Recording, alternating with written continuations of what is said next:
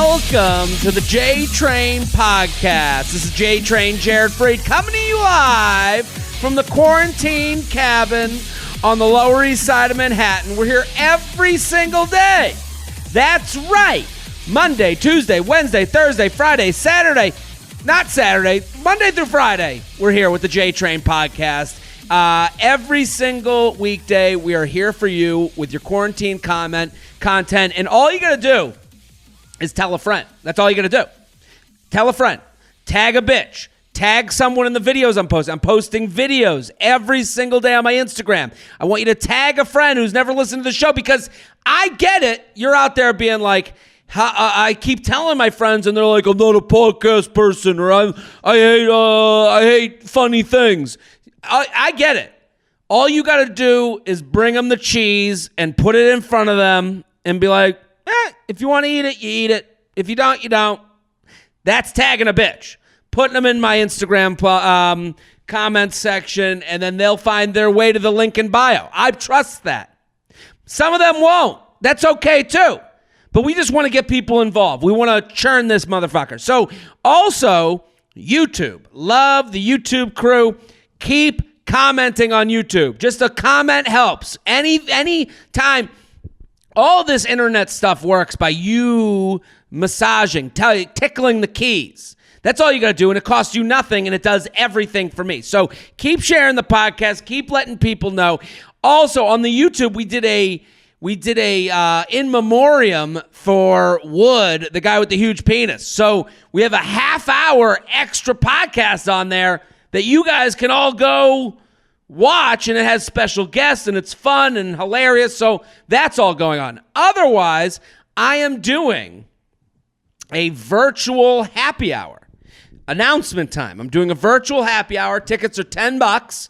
I'm going to have special guests take your questions, invite the whole group chat. We're going to give it a shot. I'm putting a show together, and it's going to be all virtual. This is going to be all fun. We're going to have a craft cocktail. We're going to have guests. We're going to answer emails. We're going to do dating app profile makeovers. So I think we're calling it, I had the name. The name is like, we called it like At the Beach with J Train or something dumb like that. Listen, I'm sure by now it's all over my socials. Get your friends involved. Get a ticket. Come on in. You got nothing to do. Thursday night. Let's get a little drunk. Very excited about today's guest. Very excited. An OKP of the show. It's been way too long. Original key player. Been too long. Happy to have her back. Kay Brown, thank you for coming on. What's going on? I'm super excited to be, here, but you're here. You're here. This is okay. This is here for now. Yeah. All of you know Kay. She's hilarious and awesome, and she puts out the best stuff. Like, I love watching everything you put out there because it's always well done. It's always always.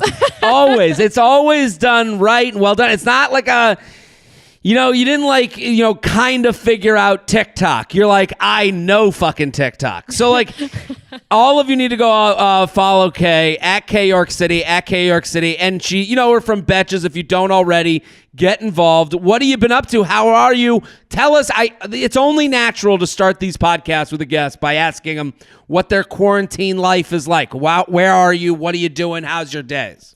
Okay, so my quarantine life, which I told you about this before, but I started my quarantine with a breakup, which was thrilling. So I know your ex, but I know him through you, so I feel somewhat comfortable, kind of walking through this. I'm sure, if we want to start there, I definitely want to ask you about the breakup because I think, for sure. Obviously that sucks. I'm sorry, but I'm sure there's a lot of people out there who have dealt with this in similar ways. And that's why we got to talk about it. Maybe your experience can help other people.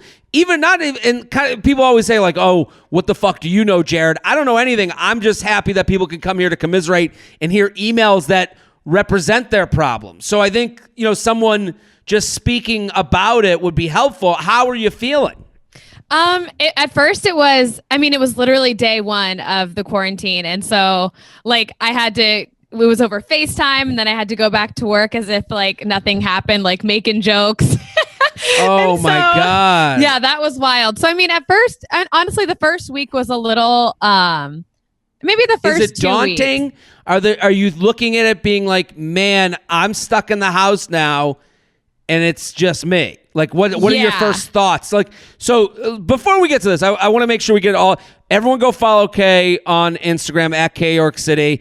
And then you're also doing some stuff with Betches. And this story will lead us into one of the things, but you're doing a lot of great stuff with Betches. What is you guys are doing a lot of charity work, which is great. Yeah, so we have started doing, like, obviously everybody's doing Instagram lives and everything, but we decided to, use our reach with keeping distance. So we started a charity called the Good Influence Fund, and it's for Corona relief. And we're raising money for 4 different organizations, and all the money that we raise goes divided equally into those 4 different organizations. We've raised over $50,000 so far. And we had an Instathon live where we talked to a bunch of, celebrity guests and raising money that way. But we're also starting a virtual dating show. This is what we want to get to. So, right. but listen, the reason I love that you guys are the way you're doing the charity stuff is because right now so many people are there are a lot of people in need, but there's also a lot of people that are looking to help. So it's hard to know who can be trusted and what organizations are best to put your extra dollars, your helping dollars towards. So the nice thing about what Betches is doing is they've vetted 4 organizations that they know are related to Betches and related to the audience that loves their brand. So I think that's great. If anyone has the ability to help, go for it. I'm sure. Is it in you have links up and all that stuff? You can go to betches.co/donate. That's all. Okay. Betches.co/donate, and all of your money will go straight to these 4 organizations. And yes, we have vetted all of them, so you don't have to do any of the research yourself, which is great. Always the best. So now, day 1 of the quarantine, you're gonna break it. I if you don't mind, I think this is a helpful conversation to have, to hear from you, because I would, you're a confident, beautiful girl that a lot of people woman that people look up to, I'm sure, and see you're a public person. So they saw your relationship. They saw, the pictures of you guys hugging and might think was it a shock to you? Did you see it coming? No, I didn't really, to be honest, I did not see it coming at all, which, really threw me. I feel like I'm pretty good with intuition and feeling like, shit's getting weird, like something's about to happen, but he's pulling back. Yeah. I did not see it coming. And but you guys were long distance too. Yeah, we were long distance too, which also has been really weird with the breakup, because then I don't have that support system, not only with me, but now I don't even have him to talk to, which we usually were doing. So that was a lot, but I've gotten so many people that have reached out to me and they're like, hey, I went through a breakup as well over quarantine. And do you have any advice? I mean, so many people have reached out about that. And because I've been really cool. I've gotten a ton of those emails, and I can only give the first of all, you have to I think the worst when you have a breakup is when no one acknowledges that it sucks. It sucks. Sucks. Yeah. So that's okay. I think it's okay to sit in the suck. You said for 2 weeks. What were those 2 weeks like? Yeah, the 2 weeks were really rough. I was having trouble sleeping, and I think a lot of people were having trouble sleeping as it was, just because I was doing about 100 steps a day. Mm-hmm. I wasn't active at all. So I was struggling to sleep, but then, going to bed and you're thinking about all of these different things, what did I do wrong? At what point did this start? What was the breaking point for him? Answering all these questions that you can't answer yourself, And the worst breakups are the ones where he can't answer those questions. Yeah. I know as a guy who's ended relationships and also been dumped myself, but I've been on both sides of those aisles. I have been asked, when did you know? And it's that's a really tough question to answer. There's no Yeah. There's usually no moment. Like, did you try and get those answers? Well, we met. This was literally like we spoke on the phone and like we tried to get.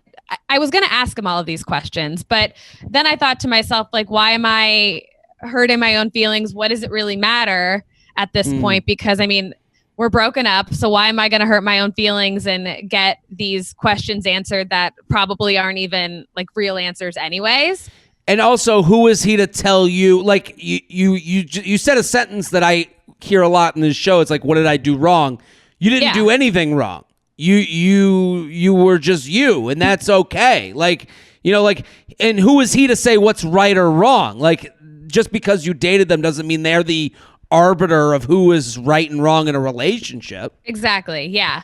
So that was pretty, like the first couple weeks were pretty rough, but then I sort of had this mindset, and like to the people that have been reaching out, this is what I've been telling them. So hopefully it's not like shit advice, but I've been thinking like, you know, when you go through a breakup, usually in like normal circumstances, the initial thought is to like, I'm going to go out, I'm going to black out, I'm going to like hook up with whoever, you know, numbing yourself from all of those different feelings that you don't want to have to feel. You're pushing it, you know, it's like taking your feelings and being like, I'll take care of them down the line. You're procrastinating on living in the feelings. Exactly. So I think that being in this sort of isolation, especially like I've been alone for the past like month and a half. So I think being alone and like forcing yourself to feel all of these things and like be really fucking upset and like cry and be angry and go through all of that without having, you know, the instant I'm going to get hammered. I mean, I have been like, I'm going to go out and like meet guys and this and that and really sort of shield those feelings. I think when I come out of this, ideally, I will be way more ahead than I actually would have been. I would have like cut the healing process in half. Yeah, because you're forced to look in the mirror, to talk about it, to evolve. What went wrong? What could I have done better? What could you know? Not even what could you have done better in the relationship. I did this a lot, where a relationship would end, and I would go, okay, where did I go wrong to not see in myself the moments where I could have been better, could have been a better boyfriend, or could have stopped this from getting more serious when I didn't want it to get serious in the first place. That was my thing, where I was like, man, why am I going down this, you know, with a lot of my relationships, why am I going down this road that gets to a place where one person is more serious than the other? And it's like, how do I stop that from happening? Well, how do I, you know, so I think it's what you're saying is good. I think a lot of people, like, you have to look at the positive because there's no other way. Like, you're in an apartment. How do we like work through this?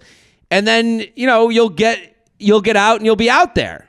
Exactly. I mean, to be like so honest, I already feel, I mean, that's so great. Much better. And I also think the distance has helped. I mean, just because he's not here anyways, it's not like he's in the city and on the street, whatever. Have you unsubscribed on social media? How is the social media been? I am not following him on anything. We're friends on Facebook, but like, who gets on Facebook? Fine. Yeah, of course. But I'm not following him. I know he's still following me.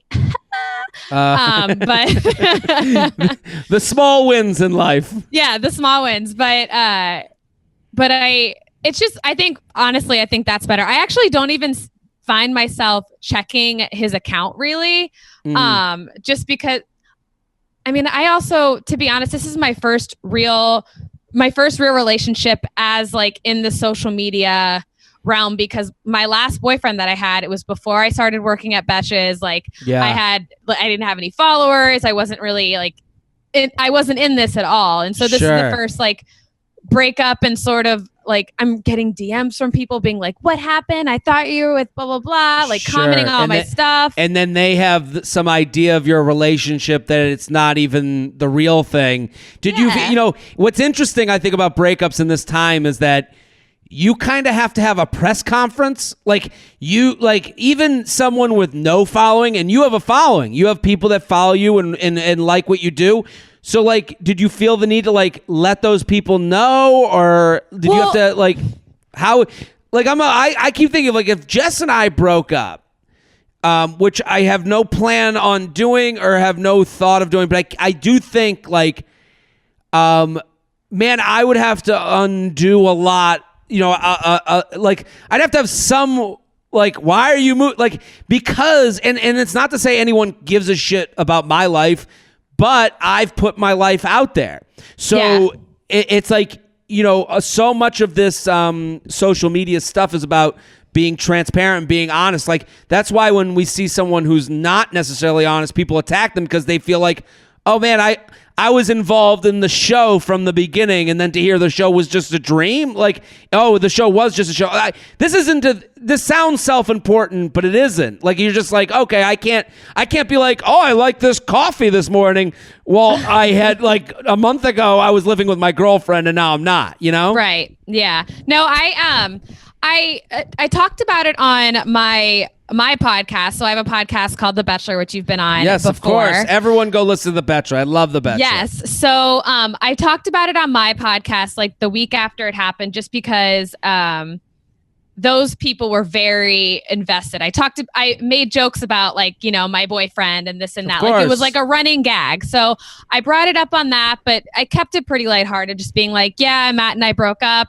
Yeah, this really sucks, but maybe for The Bachelor now, making like light of it. I don't want to drag like drama into it, but I did need to let them know. But I would get like, even now, I'm still getting a bunch of comments from people, and what are the comments? I don't understand. Like, well, some comments are like, wait, did you and Matt break up? I thought you had a boyfriend. Or it was like, one of them was, man, I was really rooting for you guys. And I'm like, you know what? Me too. But well, it's so interesting because it's like, nobody knows what their neighbor's relationship's like. Nobody knows even if you say, nobody knows all of us are looking on Instagram being like, well, they look like they're happy. And it's like, you have no idea. You have no idea what's going on or who's going on or what the issues in the relationship is. And it's been said 1,000 times, but like Instagram is like one shot of your happiest moment. And it's like, I do try to put like I do try to joke around about the things that become fights in my relationship because I want to be honest and I think that's funny. Like, I think that's like, cathartic. But it does, like I know I'll make a joke about like, like I know that something will happen and then Jess will look at me and go, you're going to tweet about this, aren't you? And I'm like, yeah, I have to. This is ridiculous. Yep, on my way. I peed on the seat and then she goes, what are you doing?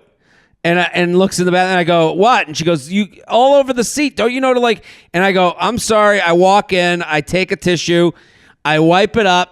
And then I go, all right, you're on your way. Have fun, champ. And then I walked out and she's like angry. She's like, this is ridiculous. And I'm like, and then I'm like on my phone, like tweet, like thinking that it's like the funniest thing in the world. And she's like, that's fucked up. Like, no, I don't need people to know that. Like, because she's a normal person who doesn't want people to know that. Like, and so, most normal people don't want you to know, like, oh, my life involves pee on the seat. Like, you know what? Sometimes we pee on the seat, and that's the fucking tea. That's it. And that's it. No, I definitely I would talk about him more on the podcast. I'd post about it on my Instagram, but it wasn't over the top because we weren't in the same place. I would post pictures of mostly of me, and then like with my friends, I have a lot of guy friends that I would post pictures with, and then obviously I would put up ones of Matt and I every once in a while, but we weren't in the same place, and I wasn't gonna collect an album of all these pictures just so I can upload them at any point in time, and so yeah, I get how. I get why people wanted to know, and I get why they feel confused or they're like you haven't given all of the information to them. Like one girl was like, you should post, somebody said something like, you should have made an announcement about this. And I'm like, I don't know if that's necessary. It's like, I'm not some A-list celebrity that's like, please respect our privacy. Yeah. Like it's a weird thing. I do understand why they would say that. But I do understand where you're like, that's ridiculous. I understand both. It's a weird new issue that we all have to figure out, because even if you have 500 followers, there is the thought of like, well, you feel embarrassed. You're like, I posted all this stuff of us together. I look like such a fraud. And it's like, no, it isn't. You're not a fraud. You're not a fraud for having lived and loved. Like, that's a great, beautiful thing. So now you're trying to get back out there. Tell people the way you're getting back out there. So I started out very, I got on a dating app. I downloaded a dating app. That was honestly my first fucking thought was like, oh my God, I have to start dating again. It's that so like funny. hit me like the female, a breakup happens and a guy's like, and his friends are like, Tinder, Bumble, it's all happening. You're back out there. You get the apps. It's going to be fun. A girl ends a relationship. It's like, oh my God, and now I have to fucking receive 1,000 penises and deal with the fucking assholes and try to break through the machismo and the bullshit to actually get on a date, then have to date a guy for 3 weeks and then realize that guy who doesn't even want to be serious after 3 weeks. So now he has to tell you that he thought you were going to be serious. Right. And it's like, now you have to go through the whole rigmarole nightmare again. Yeah, that was my first initial thought was like, fuck, like shaking as I'm downloading this app, like writing in my profile. I'm like, I don't know, what do I like to do in my spare time? But yeah, and so it feels like bullshit because you've gone to the beginning of the video game. You're like, I've done these levels before. Yeah, I know this. I've been in New York for 8 years. Like I've been on every app. I've dated every guy. Like, now what? Well, it is funny that like a guy wouldn't think that way. A guy gets out of a relationship is like, I only dated 4 women in this city.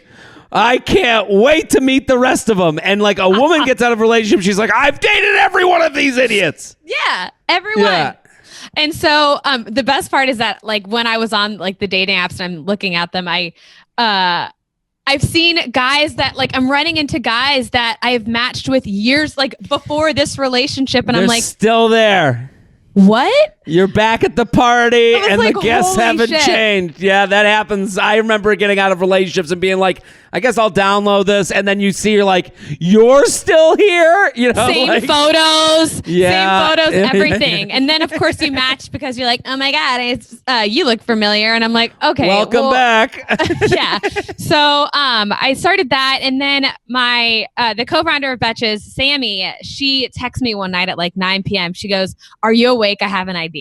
So she called me and she was like, what if we do like sort of like a virtual dating, like online dating show, sort of like The Bachelor, because The Bachelor's we don't know when The Bachelor's coming back. Sure. R.I.P.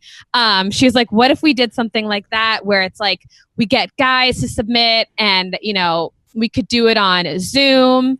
And so we brainstormed a bunch of ideas. And so we came up with the show called The Feeling is Virtual. Okay. And what we're doing right now is we are casting 12 guys we started in the tri-state area and then we were like, fuck it, let's open it up to nationwide. So you're involved in the casting? Well, I am involved in the casting, but only sort of like to say, this is how we're doing it. I am not picking any of the guys. Okay, so how many have you got? I am the Bachelorette. I know, you're the Bachelorette. So how is it going to work? You're going to get 12 men. Okay, so it starts off, we're releasing actually our first episode this coming week on the 29th, I believe. And it'll give you like all of the details on it. But it's me and then Fat Carrie Bradshaw, who's going to be our host as Crystal Harrison. Okay. And we will start off with a Zoom call of the 12 guys that we end up picking. And Crystal Harrison will, you know, navigate this date and like ask them questions, have them ask me questions, you know, sort of like coach our way through this whole thing. It'll be recorded and then we'll put it up. Everything will go up on IGTV. So we're going to watch you date the 12 guys and they're all going to be on this virtual call. So yeah, it'll be on Zoom and that's what the group date will be. And at the end of the first group date, I will ask 2 guys to leave the chat. Mm-hmm. And then I will pick one guy that I like the most from that group date, and we will have a one-on-one on Instagram Live the next day. Wow. Yeah. Okay. And then so on and so forth. So on and so forth. And okay. then once we get to like quote unquote hometowns. I'm going to have 3 guys, and they're going to meet my parents via Zoom. One at Love a time. It. Okay.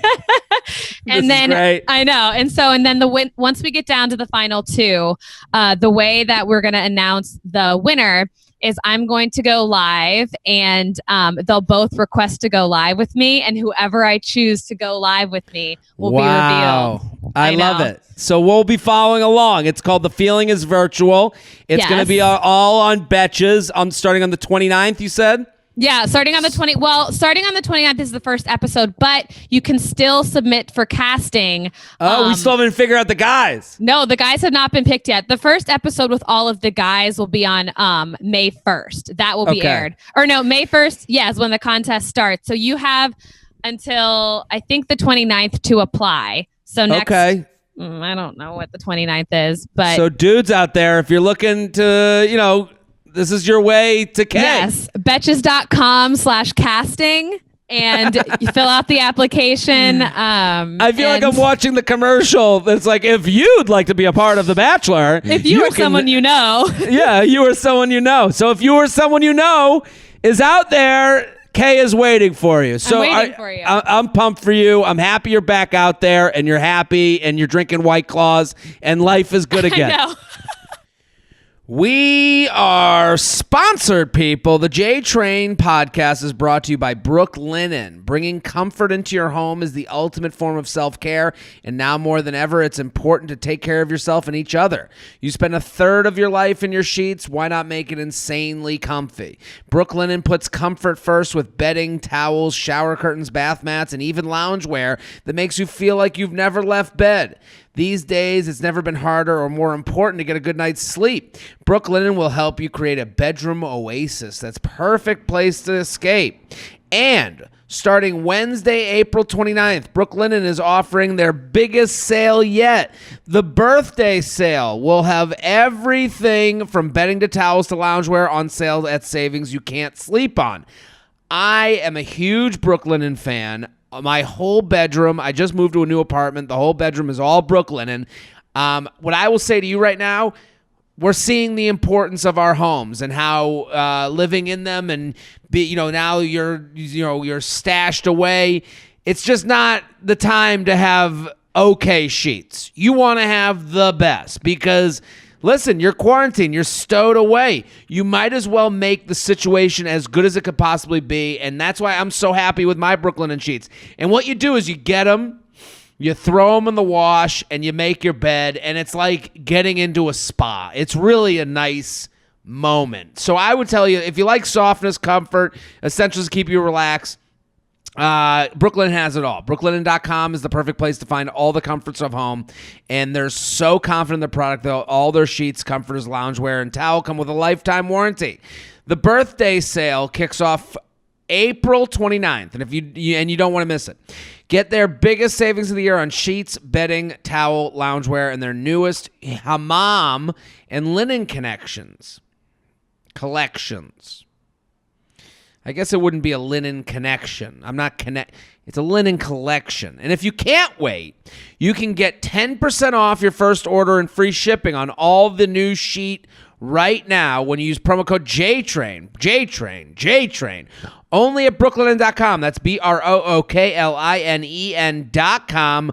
Brooklinen, everything you need to live your most comfortable life. Let's do some emails. You ready? Yeah, I'm ready. JTrainPodcast@gmail.com, JTrainPodcast@gmail.com. Send them in. We're getting so many emails. He's going to say I love you, but our relationship issues are paused, not existent. Not non-existent. Yeah.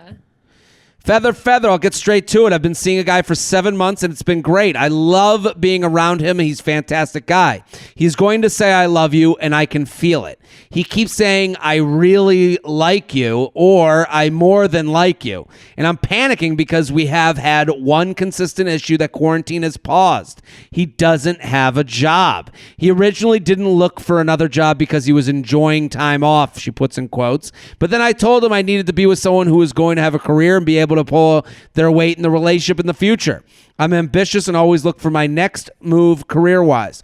He never seemed to be looking that hard, but he had an interview scheduled before this started and the position got postponed for quarantine.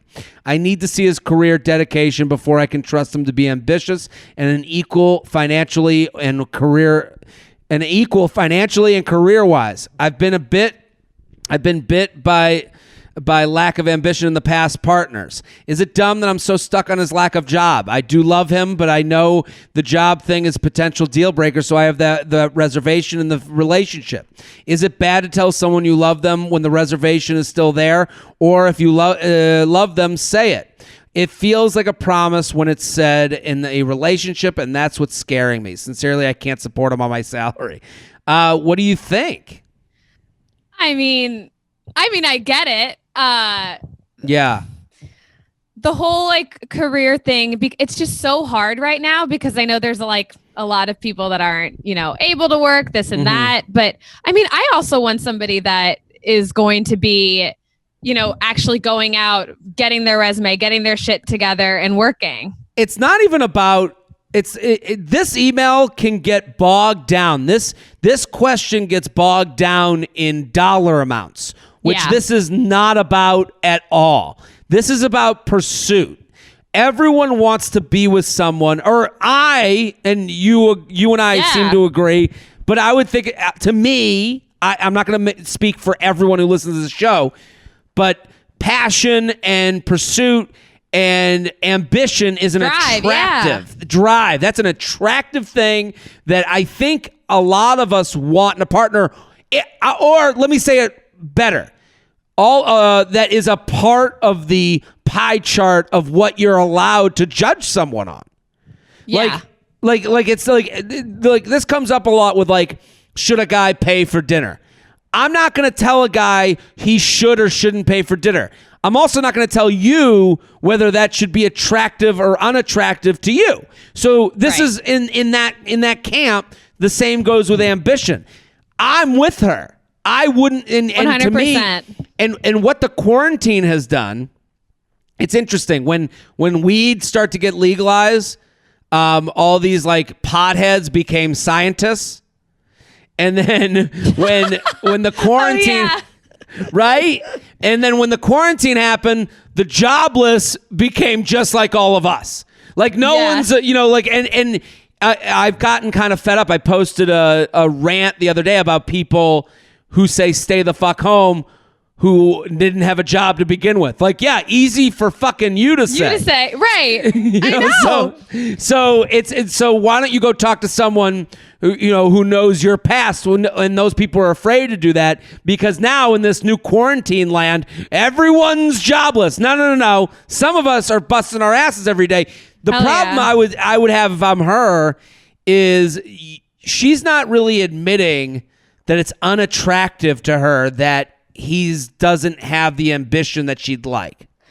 Yeah, she hasn't told him, right? Or she hasn't mentioned it, or she's just thinking it and hoping it happens. She said, I told him I needed to be with someone who is going to have a career and be able to pull their weight in the relationship in the future. And he never seemed to be looking hard, but he had an interview scheduled. So I think she's let it be known. But now with the quarantine, here's the thing, everyone should be a little worried about their work right now. There shouldn't be there's very few people on earth. This is going to be. This affects everyone. Affects everyone. The tentacles are reaching out. So, to me, I'm putting out more stuff every day, more stuff on the internet every day that I wasn't doing before, because in my mind, I'm I got to get ready to I got to extend the audience. I got to make the audience bigger so that I can, be able to go tour when things come back, Exactly. So it's all of us are pivoting. If someone isn't pivoting, I think it's okay to be this is unattractive to me. He should be doing something right now, shouldn't he? Yeah, and everybody is having to, refocus their energy and figure out a different way. So it's okay, maybe, the quarantine happened and you're not able to apply for that job, or that job is being put on hold. It's okay, well, what can you do to, adjust everything? If we're able to do TV shows from people's homes, like SNL from like a million different locations and like full concerts and this and that. He should be able to figure out, something to get himself ahead. So when the quarantine is over and when things start to, try to go back to normal, he's ready. Or do you think it's okay to say I love you to someone where you have one like big red flag that's still inside of you?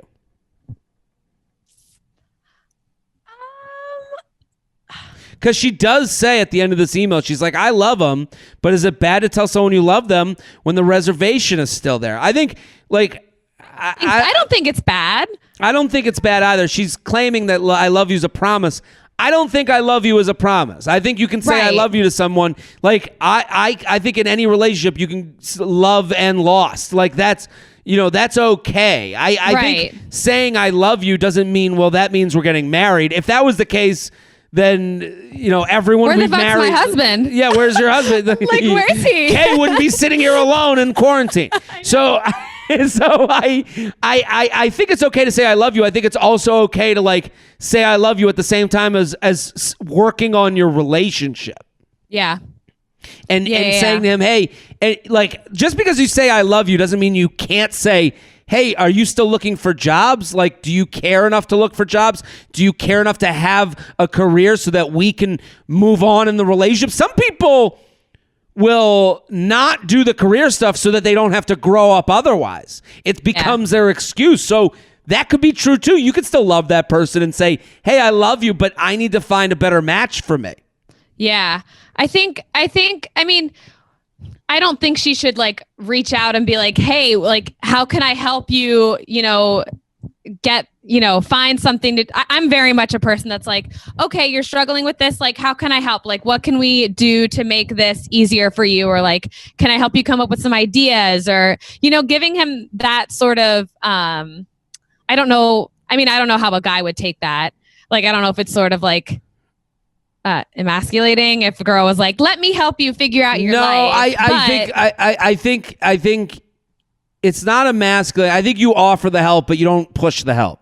I think that's like a big part of it. Like, I don't think like if someone said to me like, hey, I have this situation with Jess. Well, Jess will be like, well, like if I'm like, oh, I feel so fat, I just want to, and she'll be like, well, let's go have vegetables and we'll make sure to no more cookies in the house. And I'll go, that's not what I want you to say. I want you to say, no, you look great. Yeah, I know. Like I didn't come to you for fucking health tips. I wanted you to say, nah, we'll get it tomorrow. We'll be fine. Like so like you, and that takes, time and that takes arguments and but that's two people. No one's ever going to be on the same page right away.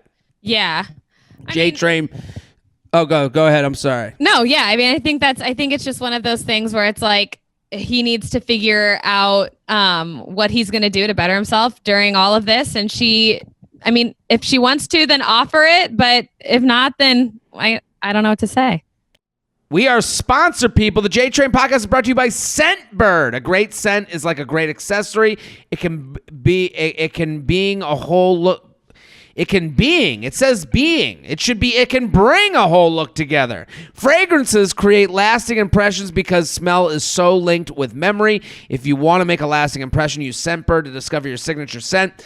I had Scentbird send Jess a few different scents, and she loves it. Every day, she smells delicious. Does that sound creepy to tell a woman she smells delicious? Not if you've moved into a home together. I'll tell you right now, I love what Scentbird is doing because they saw a problem. They were like, oh my God, the fragrance industry is out of control. You have to buy one scent and it's going to last you the rest of your life, or then you have to go buy another one and you're paying for, Johnny Depp to wear extra scarves in a commercial. So what Scentbird did is they took all these scents and they were like, listen, take what you don't sell. We'll put them in 30-day cartridges, and we'll sell them at a better price for a different type of audience, one that doesn't care about what it looks like on the shelf, and one that wants to spread themselves around. Scentbird is great because it lets you discover new fragrances without buying an entire bottle. 600 luxury brands, Versace, Gucci, Tom Ford, Kenneth Cole, Burberry, and Prada. Scentbird keeps those compliments coming month after month. You get a 30-day supply in a travel-friendly, refillable case. Plus, they have products from other categories: skincare, wellness, and makeup. They carry brands such as Kopari, Glamgo, Glow Recipe, Tarte, and more. Oh, it's Tarte? Why don't they just spell it Tarte? I know it's beauty, so they're going to make it sound high-end, but okay. Listen, all of this is to say that you can get the right amount of fragrance or skincare or makeup that isn't going to break your wallet, and you can have the right amount. We have an exclusive offer for J-Train listeners. Get 30% off your first month today. That's only $10 for your first fragrance. Go to scentbird.com/JTrain. Use my promo code JTrain for 30% off your first fragrance. Again, that's scentbird.com/JTrain to sign up. Use my promo code JTrain to try your first perfume or cologne for just $10. Sign on, smell amazing. JTrainPodcast@gmail.com. JTrainPodcast@gmail.com. Here with K Brown at K York City. Go follow. She's got an amazing. I'm so excited for this dating adventure. The feeling is virtual. The feeling is virtual. The most dramatic Instagram live yet. Yeah. Losing good connections because of COVID. Will I miss out on more good dudes if I keep being too chill? You ready?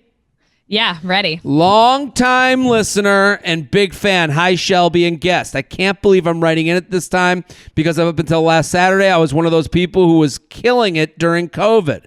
I am still making money through side hustles. I'm healthy, and I have been conversing here and there with dudes. Last January, I met a guy on Tinder, and we hit it off.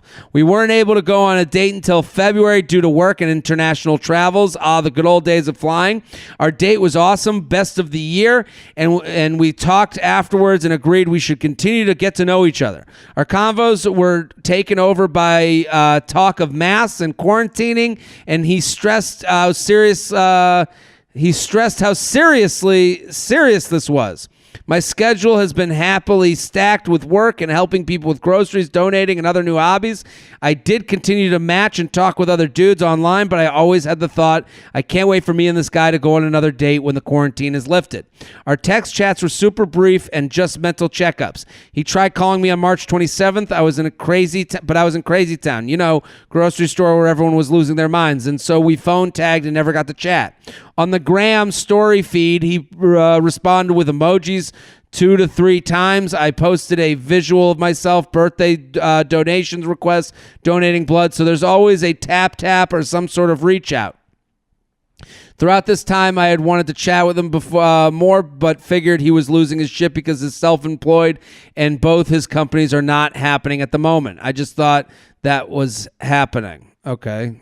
Our last correspondence was last Monday, where he responded to a photo of him of food from our date. He commented and ended with, "I miss you too, G," which I took as he missed my company and banter, not declaration of love or anything crazy. Saturday comes and he posts 3 photos, and one is of him with a girl, both wearing masks on a beach. Second photo of her with flowers, different outfit, and then a photo of her nails. I asked him if he was seeing someone. He responded, "Yes, it just began."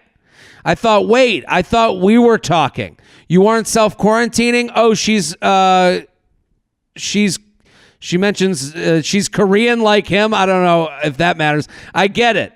And my ego hurt because I was expected him to be there after this to go on another date. I wasn't mad at him. I think he's a great dude, and unfortunately, due to COVID or just they maybe had a better connection, it didn't work out for me. So I sent him a note saying, "I'm sad you're dating someone else. I wish you the best of luck. Take care." He said we should be good friends. And then I deleted them off my socials because I don't need to see their love grow during COVID, especially since I've been in such a good headspace. After reading this, do you think I should be more proactive with guys I'm talking to during quarantine? Should I be going on 6 feet apart dates? I was trying to be chill, but I also wasn't. Don't want to miss out on another good connection because of COVID. Also, this guy kept asking my age and saying he didn't care, and I would deflect. A new guy asked me my age as soon as we went to phone text. What would a new good answer be without revealing my age? I'd rather date a guy on a date with me, see if there's a connection, and then tell him on my second or third, my eggs are fine. I test them. I'm 41. Here's my photo. Do I really need to reveal? If Shelby has time, he can. All right. So what do you think of this email? She looks great. I'm looking at her picture. Yeah. She actually, so do you have any thoughts on this? Well, I mean, with the whole, I've also been like, matching with guys on dating apps and this and that throughout quarantine. And it's really hard to keep it going. Yeah. You know what I mean? Because like you can only do so much when you haven't met in person. So you don't really have that initial, real connection or whatever. But you said they met before? They met before. It took until February to go on a date, and then she was doing great with her whole quarantine, thinking that like they were going to get back together afterwards, Right. and they're checking in on each other. And then all of a sudden, he does a big Instagram post of him with the girl and all this stuff. I have a few things. The first is about the age.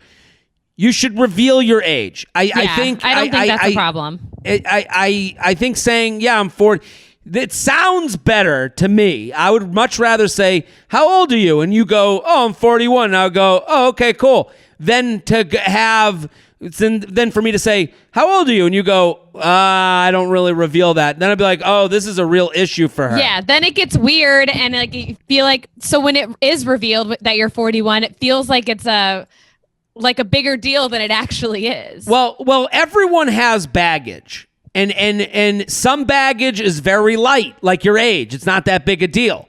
Some baggage is, I got 3 kids.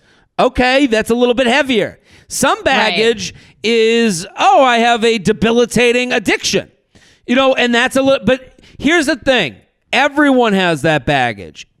It's always better to, if I asked you, hey, are you holding 2 pieces of luggage? And you were like, I don't have any luggage.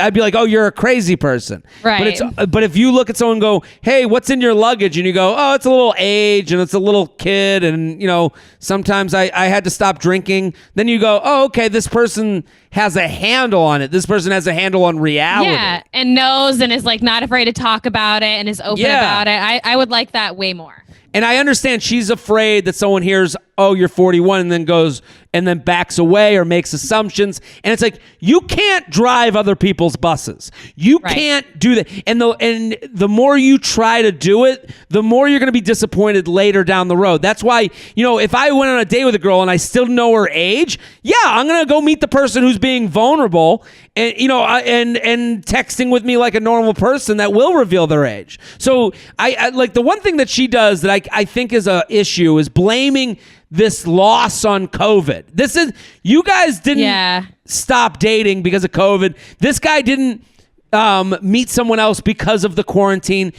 You and him are not the match. He felt a match with someone else. I think what he did wrong, the asshole move that he did was more that he would just act like you two, like, I think it's okay to be like, are you seeing other people? I would never assume that after one date, someone is just seeing me. Oh, yeah.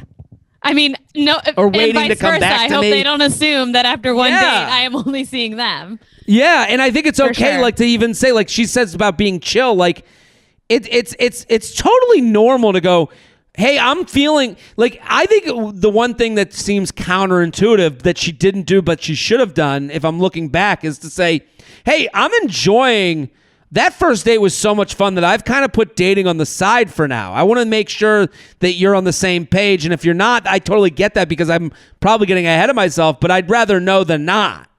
Yeah. And that's a difficult conversation, but at least he says to you, well, I'm going on dates still, I'm not self-quarantining. Like, it seems like he was like blissfully naive, like he was like, for sure, like I don't fault her for being had by this situation, but I do, she could have said more. And you can't really, like you said before, like you can't blame it on COVID or like, all of this stuff. Like he met somebody else, you guys aren't a match, and that's fine. And one of the things that I know you and I have talked about this before, but like if a guy is into you, like COVID won't stop it. No, like he's gonna continue like talking to you, continue pursuing you, and like coming up with different ideas. Maybe you guys can't see each other, but maybe you can FaceTime more or this or that, or like, do stuff like that to continue the relationship, to grow it, even though you're in this sort of situation. So, I mean, yes, he was saying all these like weird things like, I miss you too, or whatever, which was kind of a dick move. But I think it's just more of like, he just wasn't into it as much as we thought. And yeah. And it's also like to blame chillness. Like, I think like, if nobody's chill. Nobody is chill. Like the idea, like I don't have a chill bone in my body. No, and none of us do. And it's to like fake like you were. Like you could say like, hey, I just want to make sure we're on the same. I think the answer to this is more vulnerability. Being afraid to lose what you don't have is really losing you. Maybe getting more depthy with these people. JTrainPodcast@gmail.com. JTrainPodcast@gmail.com. Here with K York City at K York City. Hi, Jared. This one's called Matched with a Friend. Your podcast is one of the only things that makes me laugh these days, and I've told so many friends to tune in every day. Feather, feather. Quick question. I just matched with a guy on Hinge who I'm friends with and have a crush on.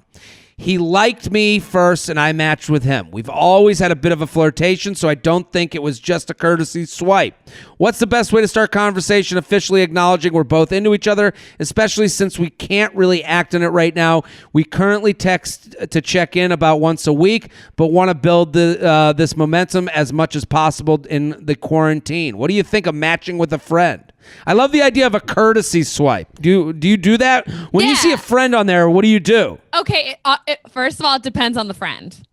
Okay. Because I know, like, if it's a good friend, I'm like, oh, LOL, like I'm gonna match with him. Like, okay, so you and I mean, this was like years and years and years ago, but I knew who you were. Like, you had already worked with Betches. I like had just started, and we were getting ready to do that brunch or whatever. But I knew who you were, and I was like, oh, well, I'm gonna match with him, and I want to like, say hi and that sort of a thing, which is like, I thought it was more fun. But there are like times when I've seen friends in there, I'm like, oh yeah, I kind of think he's hot. I'm gonna match with him, but you don't really know how to go about the situation. Yeah, but I mean, you might as well just dive in and start flirting, especially if you keep it on the app. I think if you're keeping it on the app, maybe that's better. No, go explain that. I like that. I don't know, like, because it seems like because text messages, you can be, you text your mom, you text your dad, you text your friends, you text your boss.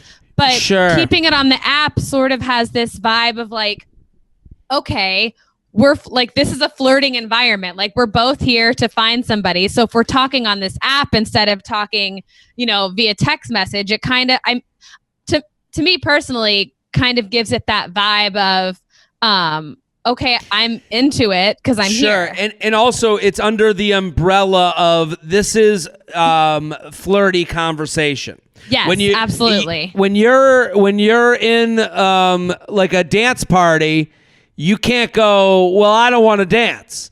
You gotta, so you're there. You have to admit to the reality of the surroundings. And when you message over the dating app, now you're in the dating app surroundings. So you can't be like, well, how is mom and dad? No. This is to talk about dating and talk about moving this forward. I agree with you. I think keeping it on that app and having some flirty conversation, that's a great idea.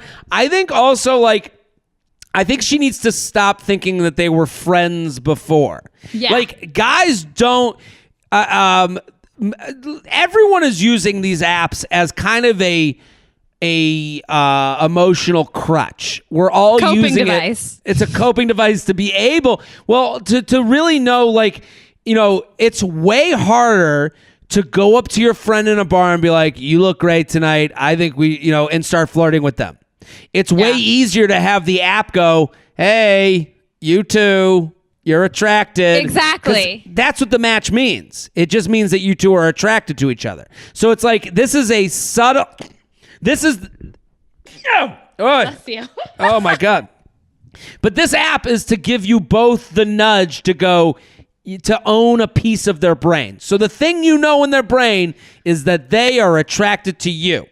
That's what you know, plain and simple. So you should live in that world. Hey, and I would say to him, like, hey, I think her best move is to write, hey, we should definitely get a drink when this is done. Absolutely. I totally agree with that because, I mean, if you're thinking that... Start at that. Just go for it because honestly, what's the worst that could happen? Him be like, no, I don't want to drink and nobody's going to say that. Well, also it lets him know where you stand. Exactly. This isn't, you go, hey, funny seeing you here. We should definitely get a drink when this ends. And then that is you going, I'm here, legs wide open, ready to go, baby. And it's like, he can't look at that and go, and if he doesn't act on that, he wasn't serious about it from the get-go. 100%. If he doesn't act on it, because then you'll go, well, maybe he was confused. No. No one will be confused by, hey, we should definitely get a drink when this is over. Then you guys talk. Then you guys hang out. Go over text. Go over the app. But if that's said in the beginning, now you're under the understanding of like, that's what I want. And if you don't want to make that happen, that's cool. But I've stated what I want. Exactly. And I think that definitely, you're like you said, like establishes where you stand and where things should go from there. So if he wants to pivot and be like, maybe I just did this because I wanted to, like, I just saw you on it. But if he's like, yeah, let's do it, then guys can take it from there and not have to feel confused about what's going on as much. Yeah, it's a tone setter. Yeah. You know, like it just lets everyone know, like everyone in this text conversation, this is where I want to be at some point. Mm-hmm. JTrainPodcast@gmail.com. JTrainPodcast@gmail.com. We'll do one more. Does that sound good, Kay? Yeah, I'm down. Awesome. Killing it at K York City. This one, I like it because it's on the same subject. Friends to feelings, back to friends. Jared, love being able to add your podcast into my daily routine. I'll get right to it. I worked with this guy for over a year, and we first started off as good friends. Things got a little complicated when we made out and both admitted we had feelings for each other. But since we worked together, we wanted to keep being just friends. There was still flirty and chemistry that would happen, but he always stuck to the story of not wanting to date coworkers. He ended up leaving the job and we still were very close. I brought it up one last time, the possibility of us maybe giving dating a try, and he said he sees me as a really good friend and doesn't want to ruin that. Now I'm questioning if he really had any feelings at all for me while working together or what his deal is now.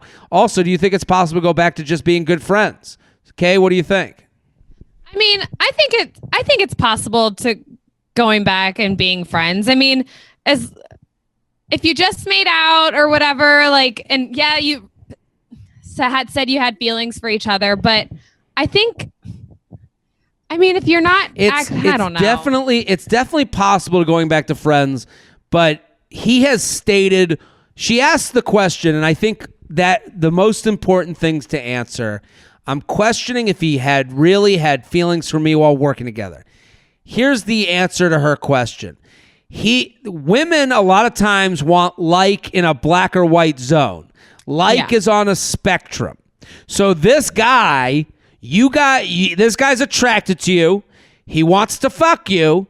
He doesn't want to date you long term.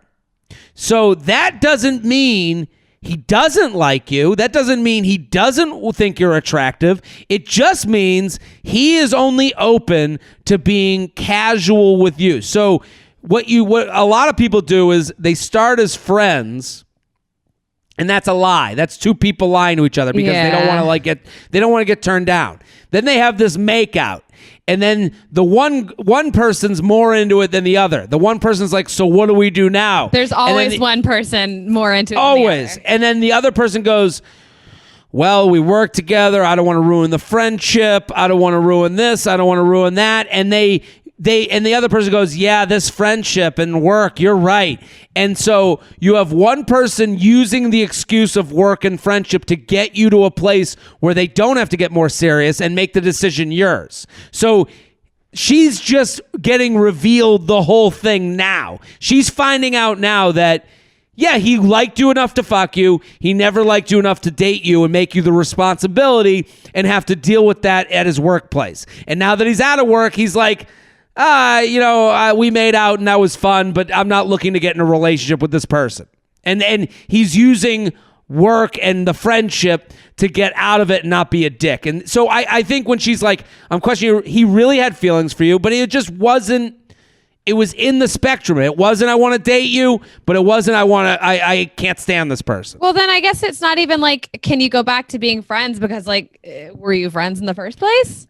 Not at all. That's that's what happens at the end of this tale, is that you guys weren't really friends. He used friendship to get to know you and to flirt with you, and you might have too. They both might have done that. So they both use friendship as this like disguise for like, but I'm really attracted to you. Like in reality, like the dating app would have made this conversation, if they had found each other on a dating app, it would have made it easier.